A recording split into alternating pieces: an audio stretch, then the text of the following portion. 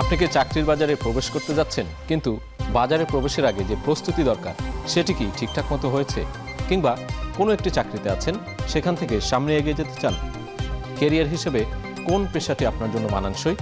এই সব প্রশ্নের উত্তর জানাতে আমাদের আয়োজন চাকরির বাজার। দর্শক, সবাইকে স্বাগত চাকরির বাজারে। আর পুরো আয়োজন জুড়ে সাথে আছি আমি সাজিদ আরাফাত। আজ আমরা শুরুতেই দেখে নেব এ সপ্তাহের সেরা চাকরির নিয়োগ বিজ্ঞপ্তিগুলো। শুরুটা করতে চাই এসএমসি এন্টারপ্রাইজ লিমিটেডের নিয়োগ বিজ্ঞপ্তি দিয়ে।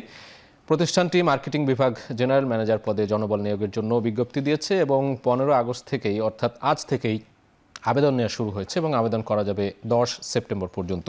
আমরা এই কোম্পানিটি যে নিয়োগ বিজ্ঞপ্তি দিয়েছে সেটির বিস্তারিত জেনে নিতে চাই। আমরা একটু দেখতে চাই এসএমসি এন্টারপ্রাইজ লিমিটেড প্রতিষ্ঠানের নাম বলা হচ্ছে এবং বিভাগের নাম মার্কেটিং, পদের নাম জেনারেল ম্যানেজার, পদ সংখ্যা নির্ধারিত নয়। শিক্ষাগত যোগ্যতার কথা যেটি তারা উল্লেখ করেছে সেখানে বলা হচ্ছে স্নাতকোত্তর ডিগ্রি অথবা MBA ডিগ্রি থাকতে হবে। অভিজ্ঞতার ক্ষেত্রে বলা হচ্ছে যে কমপক্ষে 15 বছর, অর্থাৎ বেশ ভালো অভিজ্ঞ লোক তারা নিয়োগ দেবে, সেটি এখানে বোঝা যাচ্ছে যে 15 বছরের অভিজ্ঞতা তারা চেয়েছে। চাকরির ধরন ফুল টাইম, প্রার্থীর ধরন নারী ও পুরুষ, অর্থাৎ নারী পুরুষ উভয় প্রার্থী এখানে আবেদন করতে পারবেন। এছাড়াও বয়সসীমা নির্ধারণ করে দেওয়া হয়েছে। বয়সসীমা বলা হচ্ছে যে সর্বোচ্চ 52 বছর, যেটি বলছিলাম যে একজন অভিজ্ঞ কর্মী তারা চেয়েছে। যেহেতু 15 বছরের অভিজ্ঞতা থাকতে হবে, সেই জায়গায় বয়সসীমা আমরা দেখছি বেশ 50+, অর্থাৎ 52 বছর বয়স সীমা নির্ধারণ করে দিয়েছে তারা। কর্মস্থল ঢাকায়। বেতন আলোচনা সাপেক্ষে। অন্যান্য সুবিধার কথা উল্লেখ করেছে তারা, ভাতা, প্রভিডেন্ট ফান্ড এবং গ্র্যাচুইটি।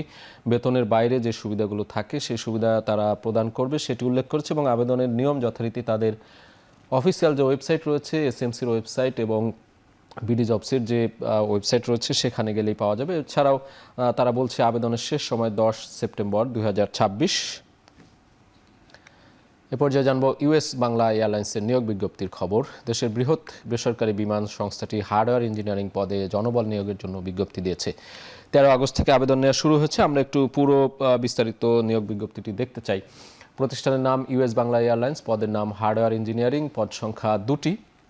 শিক্ষাগত যোগ্যতা তারা বলছে যে computer science and engineering and information টেকনোলজিতে BSc থাকতে হবে। যেহেতু এখানে ইঞ্জিনিয়ারিংয়ের বিষয় রয়েছে, সেই জায়গা থেকে তারা সায়েন্সের যে সাবজেক্টগুলো রয়েছে সেখানেই জোর দিয়েছে। অভিজ্ঞতার ক্ষেত্রে তারা বলছে 1 থেকে 3 বছরের অভিজ্ঞতা থাকতে হবে। চাকরির ধরন ফুল টাইম, প্রার্থীর ধরন শুধুমাত্র পুরুষ। আমরা অন্য আগের যে বিজ্ঞপ্তি রয়েছে সেখানে নারী পুরুষ দুজনেই 2 ধরনের প্রার্থী দেখতে পাচ্ছিলাম, তবে এখানে শুধুমাত্র পুরুষদেরকে নিয়োগ দেওয়া হবে। বয়সসীমা নির্ধারণ করে দেওয়া আছে 23 থেকে 30 বছর পর্যন্ত। কর্মস্থল হবে ঢাকায় এবং বেতন তারা উল্লেখ করে দিয়েছে 35,000 টাকা বেতন হবে।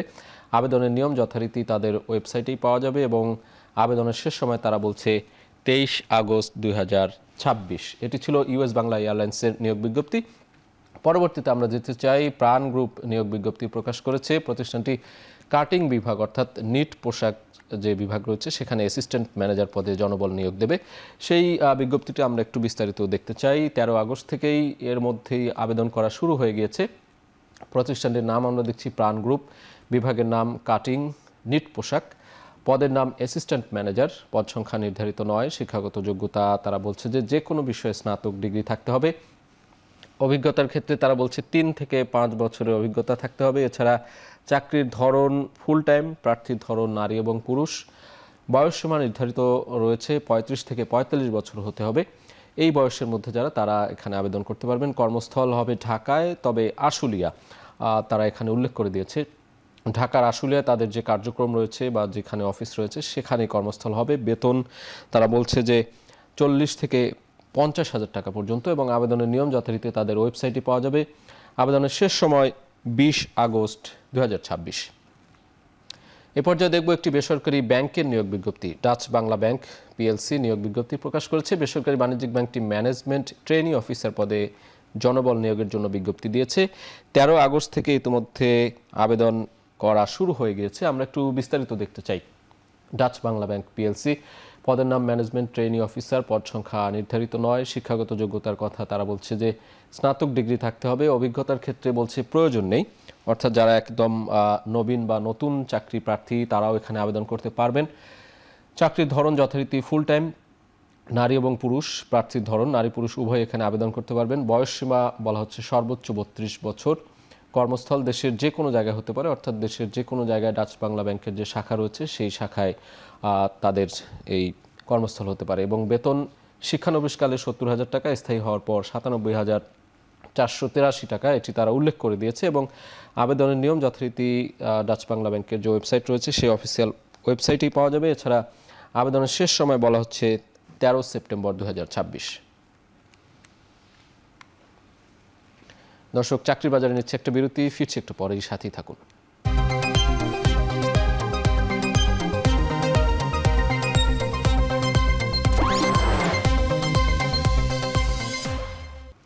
বিরতির পর ফিরে এলাম, আপনারা দেখছেন চাকরির বাজার। দর্শক, চাকরির বাজারের প্রতি পর্বে আমাদের সাথে নিয়মিত একজন অতিথি উপস্থিত থাকেন, যার মাধ্যমে চাকরি প্রার্থীরা বিভিন্ন ধরনের পরামর্শ পেয়ে থাকেন। আজ আমাদের সাথে আছেন Mohammad Kabir Hossain, first vice president, Dhaka bank. Kabir ভাই, আপনাকে স্বাগত আমাদের আয়োজনে। আমরা আলোচনা করতে চাই আজকে ব্যাংকিং সেক্টর নিয়ে। যেহেতু আমরা চাকরির নিয়োগ বিজ্ঞপ্তি অনেকগুলো দেখাচ্ছিলাম, সেখানে ব্যাংকের কথাও বলেছি, বেসরকারি একটি ব্যাংক, এবং আপনি ব্যাংকে কর্মরত আছেন বেশ অনেক দিন ধরেই। আপনার অভিজ্ঞতার আলোকে ব্যাংকিং সেক্টরে এখন ক্যারিয়ার কেমন এবং আগামীতে কেমন হতে পারে? ধন্যবাদ আপনাকে। আপনার মাধ্যমে যারা দেখছেন তাদেরকে অসংখ্য ধন্যবাদ। এখন টিভিকে আমাকে এই অনুষ্ঠানে কিছু বলার সুযোগ করে দেওয়ার জন্য। আর সাথে সাথে নতুন যারা ব্যাংকে জয়েন করবেন, নতুন করে ক্যারিয়ার করবেন, তাদের জন্য একটা শিক্ষামূলক প্রোগ্রাম অ্যারেঞ্জ করার জন্য আপনাদের এখানে যারা আছেন সবাইকে আমি ধন্যবাদ জানাচ্ছি।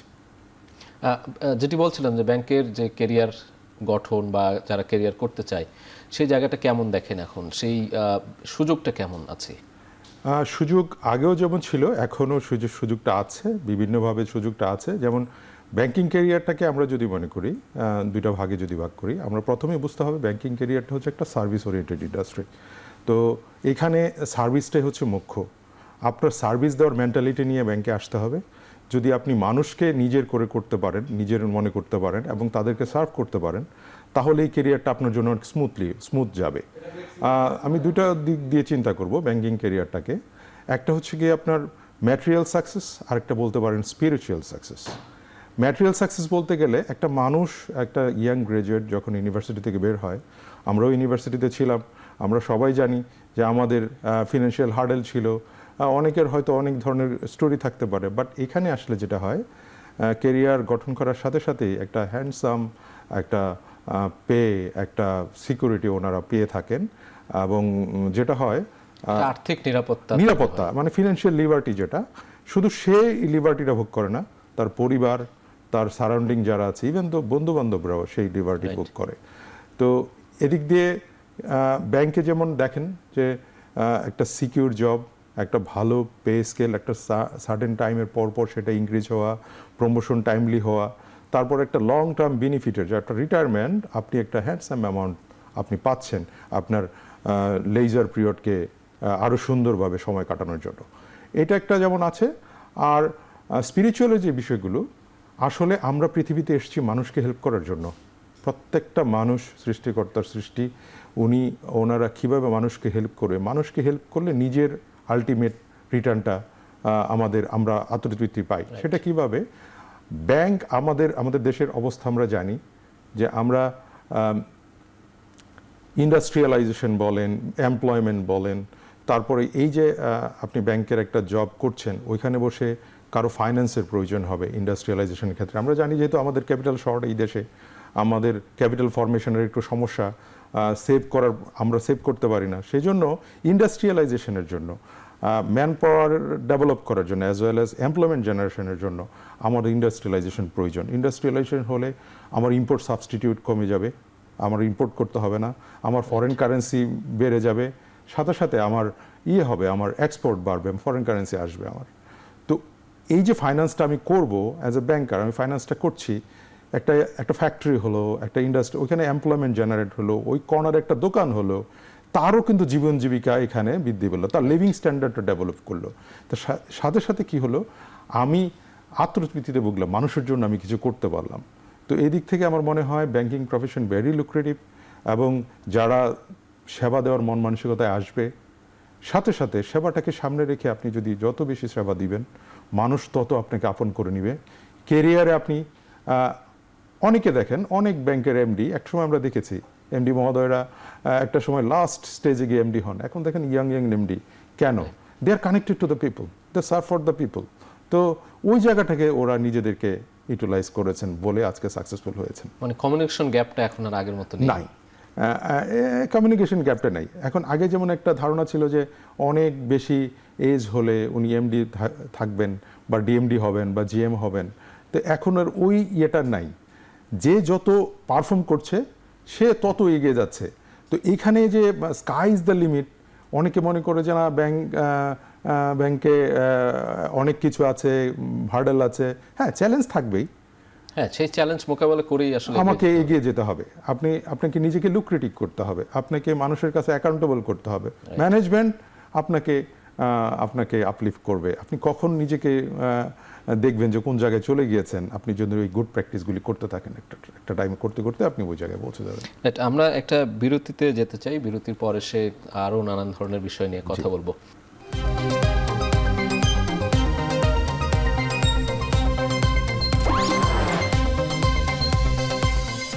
ফিরে এলাম বিরতির পর, আপনারা দেখছেন চাকরির বাজার।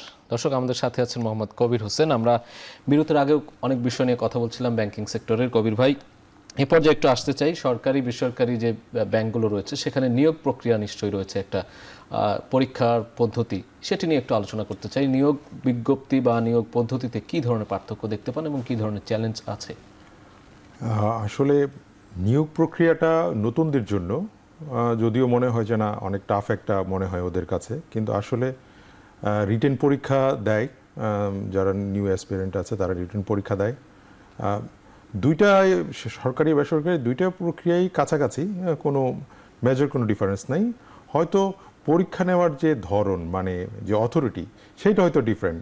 সরকারি ব্যাংকগুলিতে যেমন বাংলাদেশ ব্যাংকের তত্ত্বাবধানে বিআরসি রিক্রুট করে সরকারি ব্যাংকগুলিতে ডেপ্লয় করে, ওনারা রিকোয়ারমেন্ট দেন যে আমার এতগুলি অফিসার প্রয়োজন, দেন বিআরসি বাংলাদেশের ব্যাংকের পক্ষ থেকে বিআরসি পরীক্ষাগুলি নেন এবং রিটেন টেস্ট হয় এবং খুবই ট্রান্সপারেন্ট পরীক্ষা হয়। এখানে কোনো থার্ড পার্টিকে দেওয়া হয়, সেটা আইবিএ হতে পারে, ঢাকা ইউনিভার্সিটির কমার্স ফ্যাকাল্টি হয়, বিআইবিএও পরীক্ষা কিছু কিছু ক্ষেত্রে হেল্প করেন। তো ওইখানে ওনারা রিটেন পরীক্ষা দেন এবং রিটেন পরীক্ষার মধ্যে যেগুলো দেখা হয়, ম্যাথসগুলি দেখা হয়, অ্যানালিটিক্যাল অ্যাবিলিটিটা দেখা হয়, দেখানোর পর জেনারেল নলেজটা দেখা হয়, যেরকম আমরা বিশেষ পরীক্ষা যেরকম দেই এরকমই একটা টাফ একটা সিচুয়েশনের মধ্যে দিয়ে পরীক্ষায় ওনারা উত্তীর্ণ হয়। উত্তীর্ণ হওয়ার পর ভাইভা নেওয়া হয়। সরকারি ব্যাংকগুলিতে ভাইভা নেয়, ভাইভা নিয়ে ওদেরকে যেটা দেখা হয় ভাইভাতে, সবচেয়ে দুইটা ক্ষেত্রেই, সরকারি বেসরকারি দুইটা ক্ষেত্রেই ভাইভাতে যেটা দেখা হয় যে আপনি খুব ভালো রেজাল্ট করেছেন, ফার্স্ট হয়েছেন, আপনার অ্যাটিটিউডটা দেখা হয়, যে আপনি এই জবের জন্য ক্যাপাবল কিনা, আপনার মাইন্ডসেট, আপনি কি এই জবে থাকতেছেন কিনা, বা নাকি আপনার অন্য কোনো চিন্তা আছে, না টাইম পাস করছে আসছেন। কারণ এখানে একটা রিক্রুটমেন্ট প্রসেস আপনি জানেন, ব্যাংক ম্যান পাওয়ার ছাড়া চলে না। ব্যাংকের দুইটা মেন আর্সেনালে দুইটা তার অ্যাসেট, সেটা হচ্ছে ম্যান পাওয়ার অ্যান্ড টেকনোলজি। তো ম্যান পাওয়ারটা এখানে প্রাইম, যে টেকনোলজিটা যে ড্রাইভিং করে সেটা ম্যান পাওয়ার, তার সে ক্যাপাসিটি আছে কিনা, যে অ্যাটিটিউড তার এটা আছে কিনা, তার মাইন্ডসেটটা কি। আপনি দেখেছেন আজকে চাকরির বাজারের প্রথম ডাচ বাংলা ব্যাংকের ওইখানে বলেছে অভিজ্ঞতার প্রয়োজন নেই। তার মানে হচ্ছে ওনারা আপনাকে ট্রেন করে নেবেন, আপনাকে তাদের মতো করে আপনাকে ডেভেলপ করে নেবেন। তো ওই যে মডিউল, সেই যে প্রসিডিউর, সেই প্রসিডিউরটা থেকে আপনি খাপ খেয়ে নিতে পারবেন কিনা, বা আপনি কতটুকু যোগ্য, ওই জিনিসটা দেখা হয়। আর বডি ল্যাঙ্গুয়েজ তো মাস্ট। আপনি খুব ভালো রেজাল্ট করেছেন, but your body language not as per the norms of the, আপনার আরো অনেক কিছু দেখা হয়, যে আপনি কত দূর যাবেন। যারা রিক্রুটার ওরা অনেক দিন ধরে এই কাজগুলি করছেন এবং ওনারা দেখেই বুঝেন যে কাকে দিয়ে আমার প্রতিষ্ঠানের পারপাস সার্ভ হবে। কারণ প্রত্যেকটা প্রতিষ্ঠানের একটা নির্দিষ্ট গোল থাকে, তার সে কোথায় যাবে, আফটার 10 ইয়ার্স 5 ইয়ার্স সে কোথায় যাবে। ম্যান পাওয়ারটা নেওয়ার সাথে আগেই ওনারা এই প্ল্যানগুলি করেন, ওই উদ্দেশ্যের সাথে ও কতটুকু ম্যাচ করতে পারবে ওইটা দেখে তাকে রিক্রুট করা হয়।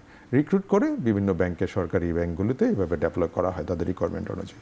আর বেসরকারি ব্যাংকগুলিতেও এরকমই বিআইবিএম অথবা আইবিএ রিটেন টেস্ট নেন, ওইখানে এক্সট্রিম লেভেলের অ্যানালাইটিক্যাল অ্যাবিলিটির কিছু জিনিসপত্র থাকে, যে ইফস বার্ড দিয়ে অনেক কিছু থাকে, সেই জিনিসগুলি শিখতে হয়। শেখার পরে একটা ছেলে, যেমন আমার মনে আছে আমি যখন আমার প্রিভিয়াস ব্যাংকে আমি জয়েন করেছিলাম, ইট ওয়াজ 2007, এবং 3900 পরীক্ষার্থী আমরা ছিলাম। এখানে রিকোয়ারমেন্টে ছিল 4টা ফার্স্ট ক্লাস হতে হবে। আচ্ছা, তো আমরা পরীক্ষা দিয়েছি, পরীক্ষা দিয়ে আমরা 100 জনকে রিটার্নে অ্যালাউ করা হলো, এবং সেই 100 জনকে 3 বার ভাইবা নেওয়া হলো। শুধু ওয়ান লেয়ার না, থার্ড লেয়ার ভাইবা নেওয়া হলো। মানে কঠিন একটা পরীক্ষা মানে জাস্ট লাইক আপনারা অনেকে মনে করি আইএসএসসি অনেক কঠিন, বা অন্যান্য বিসিএস এর পরীক্ষা তো অবশ্যই কঠিন। তো এটাও এইভাবে সহজভাবে নেওয়ার সুযোগ নেই, এটার জন্য প্রস্তুতি প্রয়োজন, এবং সেইভাবে নিজেকে প্রস্তুতির জায়গাটা একটু আসতে চাই। অনেকে তো ব্যাংক জবের গাইড পড়েন, কোচিং করেন, প্রস্তুতিগুলো আসলে কেমন হওয়া উচিত, কি কি থাকা উচিত সেটা? হ্যাঁ, অবশ্যই একটা মেন্টর, একটা গাইড প্রয়োজন। কারণ আমরা যে অনেক ইউনিভার্সিটিতে মাস্টার কমপ্লিট করে, বিবিএ এমবিএ কমপ্লিট করে আমরা একটা ভাস্ট নলেজ আমরা গ্যাদার করি, এই এত কিছু আমার লাগবে না। আমাদের পার্টিকুলার এরিয়াতে আমাদেরকে ফোকাস করে, যেমন বললাম অ্যানালাইটিক্যাল অ্যাবিলিটি, ম্যাথস, সায়েন্সের যে বিষয়গুলো, ক্যালকুলেশনের যে বিষয়গুলো, ম্যাক্সিমামই ক্যালকুলেশনের জিনিসগুলি থাকে, আর সাধারণ নলেজ, অ্যাটিটিউড টেস্টের কিছু, আইকিউ টেস্টের ইয়ে থাকে, সেগুলো দেখে জাজ করা হয় যে না, সে মোটামুটি একটা ইয়াতে চলে আসছে। দেন ওনাকে উনি পাশ করেন। যেমন আমাদের মনে আছে, আমার এখনও মনে আছে যে আমার এত লিখতে হয়েছে, কিছু কিছু জিনিস আছে যে আপনার আইকিউ বেস, খুব শর্ট টাইমে পরীক্ষা দিবেন, আর কিছু আছে লং টাইম পরীক্ষা দিতে হয়, অনেকক্ষণ, 3 ঘন্টা পরীক্ষা দিতে হয়। পরীক্ষা দেওয়ার পর আপনি টিকলেন, দেন শুরু হলো আসল জার্নি। আপনাকে দেখবে যে আপনি কিভাবে দাঁড়িয়েছেন, কিভাবে কথা বলছেন, আপনি হাসেন কিনা, আপনার হাসলে সুন্দর লাগে কিনা, আচ্ছা, সুন্দর করে হাসেন কিনা, আপনার হাসিটার আপনাকে সেটাও দেখা হয়, দেখে আপনি দাঁড়িয়েছেন কিভাবে সেটাও দেখা হয়। তো এই জন্য 2টা 3টা ভাইবা নেওয়া হয়। আমাকে নেওয়া হয়েছিল, আমি সাকসেসফুলি 4টা ব্যাংকে তখন হয়েছিল আমার। দেন আমি একটা ব্যাংকে চুজ করি, ভালো স্যালারি, ভালো গ্রোথ, দেন আমি জয়েন করি। তো এখন যেটা হলো, আমি 18 বছর একটা ব্যাংকে ছিলাম, আমি বিভিন্ন রোলে কাজ করেছি। বলতে গেলে আপনার সেই ব্যাংকের অ্যারাউন্ড 60% পোর্টফোলিও আমার হ্যান্ডেল করা হয়েছে। রাইট। 18 বছরের অভিজ্ঞতা আপনার, আমরা শেষ দিকে আছি। সেই অভিজ্ঞতার আলোকে যদি নতুন যারা ব্যাংকিং সেক্টরে আসতে চায়, ব্যাংকিং জবে আসতে চায়, তাদেরকে কি পরামর্শ দেবেন আপনার পক্ষ থেকে? আমার একটাই পরামর্শ, মানুষের টেস্ট বুঝে, মানুষ যেখানে নাই, যেখানে মানুষ আপনাকে পছন্দ করবে না, আপনার দ্বারা কনভিন্স হবে না, যেখানে আপনাকে নির্দ্বিধায় বিশ্বাস করতে পারবে না, সেখানে আপনি কিছুই করতে পারবেন না। আপনার অনেস্টি ডেভেলপ করতে হবে, এবং নতুন নতুন technology banking arena after 10 years কোথায় যাবে সেই বেসিসে, এবং প্রতিষ্ঠান কোথায় যেতে চায় সেই অনুযায়ী আপনাকে এক্সপার্টিস ডেভেলপ করতে হবে। সেটা নতুন টেকনোলজি হতে পারে, এআই হতে পারে, টেকনোলজি কিভাবে কাজ করে সেই মেকানিজম। কারণ আমরা দেখেছি কোভিডের সময় আমরা বুঝেছি যে ব্যাংকে না গিয়েও ব্যাংকিং করা যায়। তো ডিজিটাল অনবোর্ডেশন চলে আসছে, ক্যাশলেস ইকোনমি চলে আসছে। আপনি ক্যাশ ইউজ করবেন না, সেটা ওর অনেক কারণ। ক্যাশ কেন আমরা করবো না? কারণ আমরা ট্রান্সপারেন্সি চাই, এই দেশটাকে আমরা ভালো করতে চাই। ভালো করতে হলে ক্যাশ কোথায় গেল আমি ট্রেস করতে পারি না। যদি ক্যাশ ইউজটা আমি না করতে পারি, আমি জানি মুদ্রা কত, টাকা কোথায় গিয়েছে। তো ট্রান্সপারেন্সির জন্য এই টেকনোলজিগুলি জানা প্রয়োজন, এবং দ্রুত অ্যাডাপ্ট করতে হবে আমাদেরকে। ওই যে চেঞ্জ আসতেছে, সেই চেঞ্জের দিকে নিজেকে বিমুখ করে রাখলে আপনি কখন হারিয়ে যাবেন আপনি কল্পনা করতে পারবেন না। তো হারিয়ে যেতে না যান, কারণ আমি জানি যে কোনোদিন ঘুমিয়ে থাকবেন আপনি, ভাগ্যদেবী আপনাকে ডাকে বসে বলবে না ওঠো ঘুম থেকে, তোমার জন্য ভাগ্য নিয়ে এসেছি। ভাগ্য আপনাকে খুঁজতে হবে, এবং খুঁজতে হবে কিভাবে? ওই যে প্রতিষ্ঠানের উদ্দেশ্য, আপনার উদ্দেশ্য মিলে ফেলতে হবে। প্রতিষ্ঠান ডেভেলপ করবে, সাথে সাথে আপনি গ্রো করবেন। যৌথতা থাকতে হবে। ইনডিফারেন্স, আপনি আলাদা থাকলে আপনি কখনো প্রতিষ্ঠানের যে লক্ষ্য, এনথুজিয়াজম যেটা, সেটাকে আপনার মধ্যে আনতে হবে, সেটা ক্লায়েন্টের মধ্যে ছড়িয়ে দিতে হবে। তাহলে ক্লায়েন্ট আপনার জন্য, আপনার হয়ে কাজ করবে। কবির ভাই, অসংখ্য ধন্যবাদ। ধন্যবাদ আপনাকে। আজকে শেষ করতে হচ্ছে। নিশ্চয়ই আপনার এই পরামর্শগুলো যারা চাকরি প্রার্থী আছে তাদের কাজে লাগবে। অসংখ্য ধন্যবাদ। দর্শক, এতক্ষণ সাথে থাকার জন্য সবাইকে অসংখ্য ধন্যবাদ। দেখা হবে পরবর্তী সপ্তাহে। তবে আপনার কোম্পানির যে কোনো নিয়োগ বিজ্ঞপ্তি প্রচারের জন্য আমাদের সাথে যোগাযোগ করুন, এবং যারা চাকরির জন্য আবেদন করতে যাচ্ছেন তারা আমাদের ইমেইলে আপনার সিভি পাঠিয়ে রাখুন। আপনার কোম্পানি বা প্রতিষ্ঠানে নিয়োগ বিজ্ঞপ্তি এবং সিভি পাঠানোর ঠিকানা চাকরিরবাজার@এখন.tv। শেষ করছি চাকরির বাজার। এখন টেলিভিশন ওয়েবসাইটে দেখতে ভিজিট করুন এখন.tv, এছাড়া ফেসবুকে দেখতে ভিজিট করুন facebook.com/tv.এখন, ইউটিউবে দেখতে ভিজিট করুন youtube.com/c/echontv।